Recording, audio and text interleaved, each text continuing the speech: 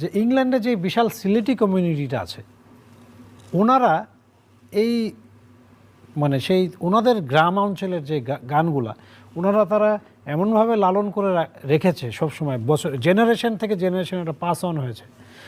That's why আমি যে ওই যে কায়া হেলাল ওদের মুখে আমি এই গানগুলো শুনি। আমি জিজ্ঞেস করি তোমরা এই গানগুলো কীভাবে জানলা, এইগুলি তো আমি বাংলাদেশে থেকেই কখনো শুনিনি।